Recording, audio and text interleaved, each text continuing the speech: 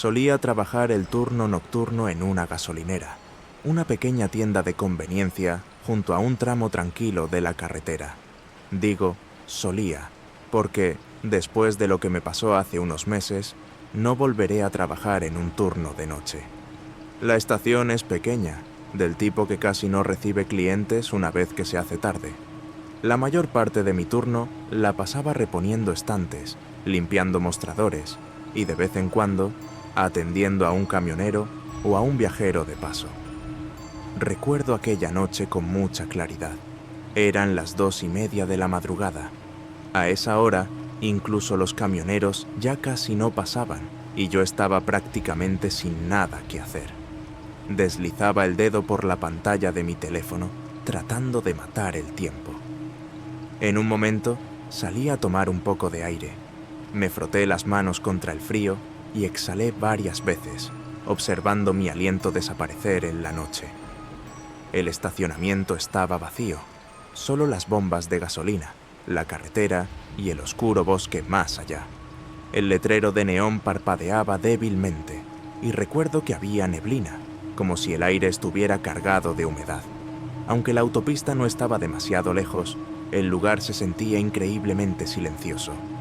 Justo cuando estaba a punto de volver a entrar, noté algo por el rabillo del ojo. Me giré bruscamente y vi a una persona parada detrás de una de las bombas de gasolina. ¿Cómo no lo había visto antes? Llevaba una sudadera con capucha roja oscura, con el gorro puesto y las manos metidas en los bolsillos.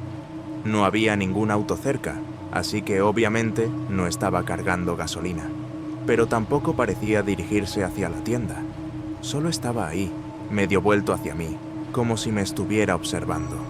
Al principio pensé que quizás estaba esperando a alguien, pero había algo en su forma de moverse que me inquietó. Se desplazaba de manera extraña, dando pequeños pasos en círculos. Entré en la tienda, pero me aseguré de vigilarlo a través del cristal. Lo observé mientras intentaba fingir que no lo hacía, esperando que en cualquier momento alguien viniera a recogerlo. Pero después de unos minutos, comenzó a caminar hacia la puerta. Al principio, lo hizo despacio. Luego, de repente, la empujó con decisión, como si hubiera tomado una decisión de golpe. Se acercó al mostrador, pero no habló de inmediato. Solo me miró fijamente, como si estuviera analizándome. Entonces, de manera apresurada y casi ensayada, murmuró que su auto se había descompuesto justo antes de llegar a las bombas. Dijo que necesitaba que lo ayudara a arrancarlo o que le diera un poco de gasolina para llegar al próximo pueblo. Me quedé en shock. Ni siquiera intentaba que su historia sonara creíble. ¿En serio esperaba que me creyera semejante tontería? Le ofrecí llamar a una grúa en su lugar. No, dijo demasiado rápido, sacudiendo la cabeza. Solo necesito una linterna, tal vez un poco de ayuda para revisar el motor. Algo definitivamente estaba mal. Su forma de hablar, la manera en que observaba mis reacciones, se sentía como una prueba. Para ser justos, la gente que entra en las gasolineras a esas horas suele ser algo extraña, y empecé a preguntarme si tal vez realmente necesitaba ayuda, y simplemente era un tipo raro, o estaba drogado. Le pregunté dónde estaba su auto, y me dijo que justo más allá de la entrada de la autopista.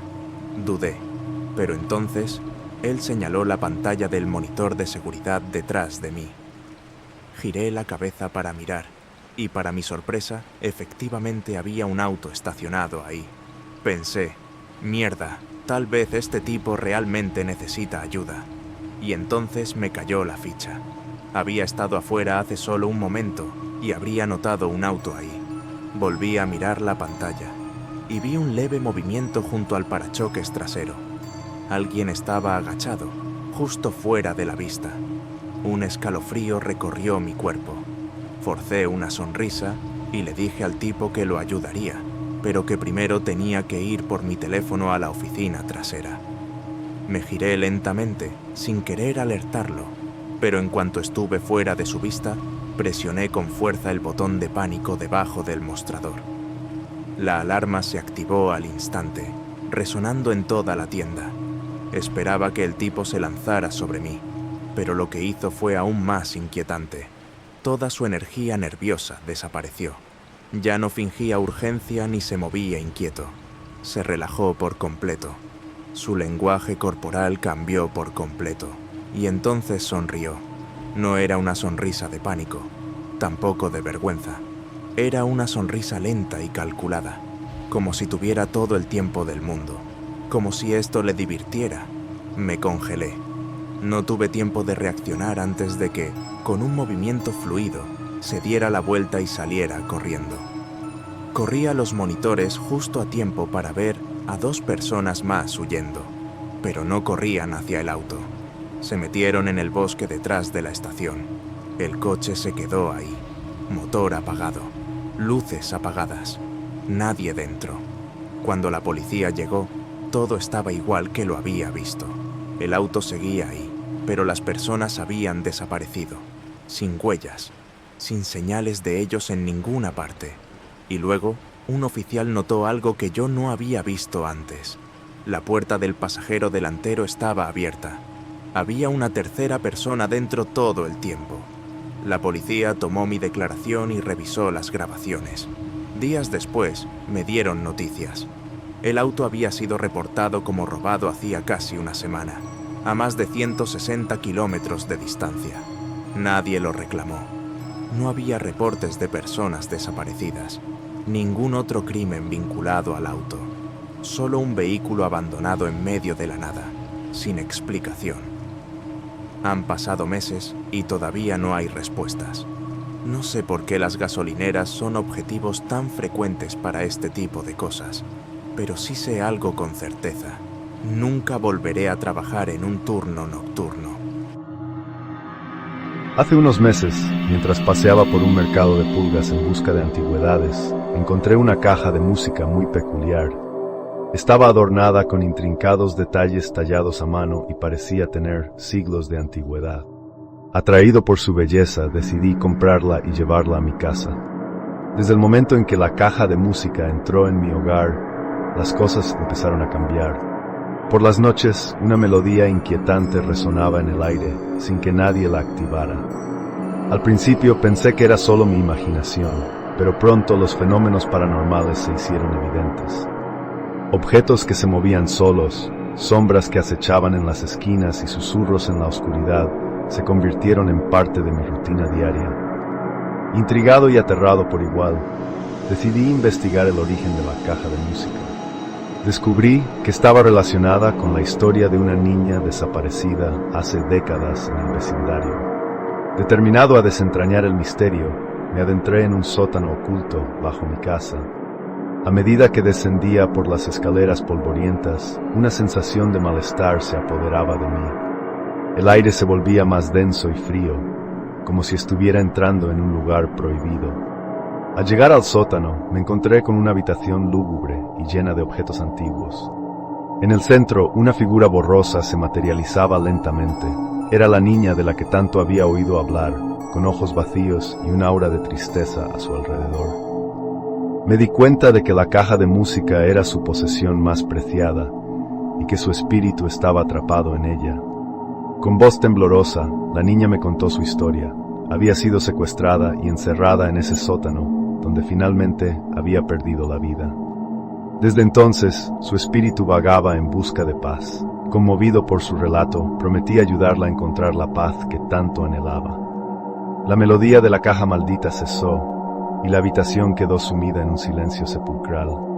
Con determinación, comencé a buscar pistas que pudieran llevarme al responsable de la desaparición de la niña. Entre los objetos antiguos, encontré un diario que detallaba los horrores que la niña había vivido en manos de un hombre siniestro. Decidí llevar el diario a las autoridades y revelar la verdad oculta durante tanto tiempo. Al hacerlo, el espíritu de la niña finalmente encontró la paz y desapareció, dejando atrás una sensación de alivio y redención. La caja de música, ahora en silencio, se convirtió en un recordatorio de la valentía y determinación que me llevó a descubrir la verdad detrás de su melodía maldita. Las noches se volvieron más tranquilas en mi hogar, y los fenómenos paranormales cesaron por completo. Sin embargo, algo en mí seguía inquieto, como si hubiera más por descubrir.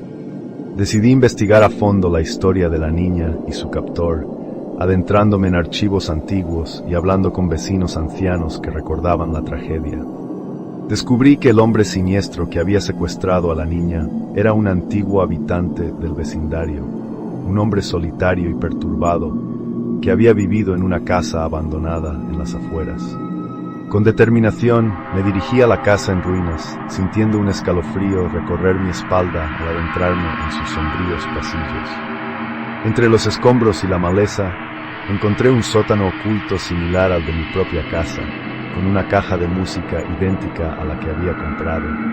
La melodía inquietante comenzó a sonar y supe que el espíritu de la niña no era el único atrapado en esa casa maldita. Decidí investigar más a fondo, desentrañando los oscuros secretos que habían llevado a la tragedia. Con cada pista descubierta, la presencia de lo sobrenatural se hacía más fuerte, como si los espíritus del pasado estuvieran ansiosos por revelar la verdad.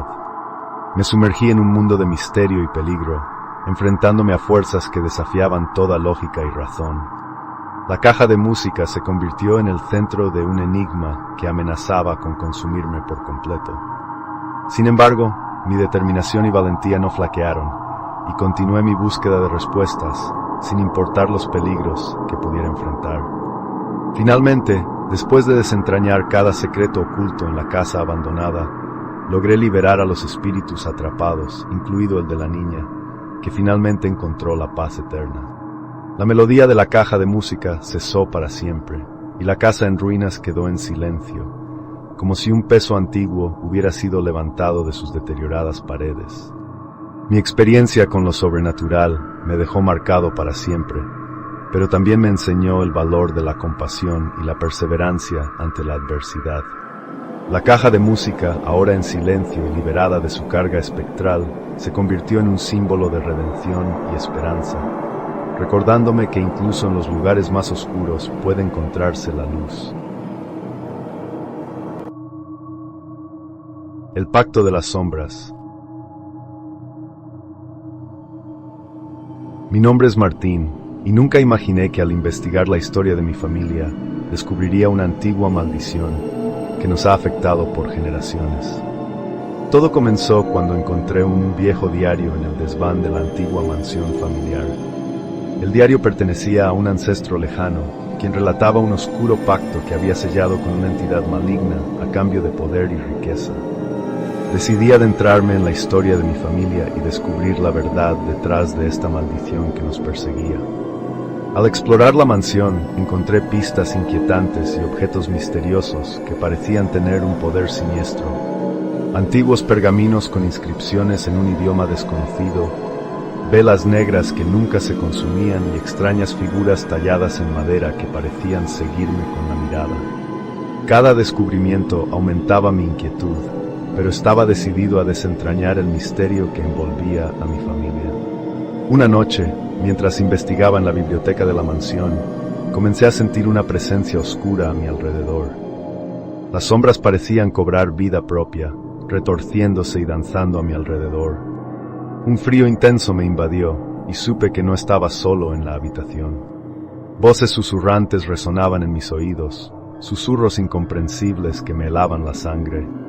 Decidí salir de la habitación, pero al girarme, vi una figura encapuchada de ojos brillantes que me observaba fijamente.